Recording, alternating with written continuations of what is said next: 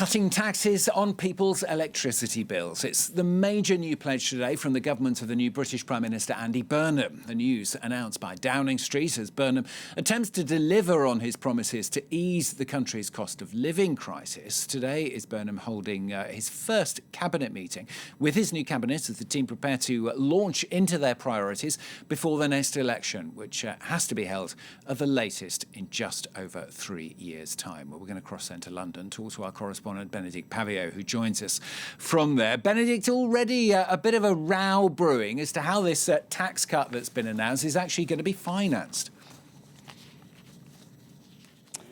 Yes, welcome to London and its new government of Andy Burnham, day 2, in fact, of the Burnham government, and indeed a row is brewing. So what's happened is that early this morning an announcement was made by the government of this fresh tax cut to remove VAT from domestic electricity bills. It's thought that it would save about £45 for an average household per year, and that is due to start from the 1st of October.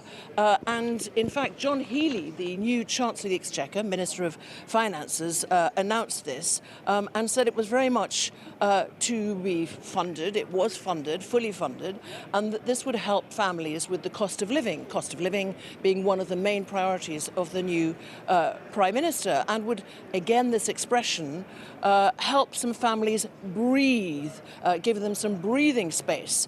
The thing is that he has just been corrected overnight and then again this morning by someone who was in the Starmer government. And it's not just anyone, it is the former Chief Secretary to the Prime Minister, Darren Jones.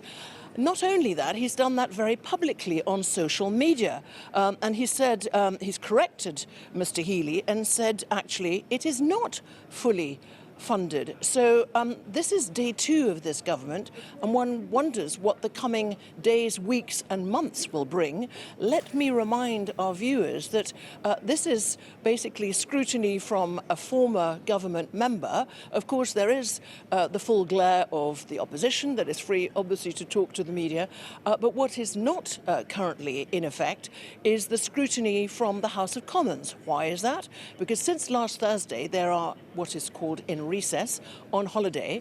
And when is that next scrutiny of Parliament due to begin, you might ask? Tuesday, the 1st of September.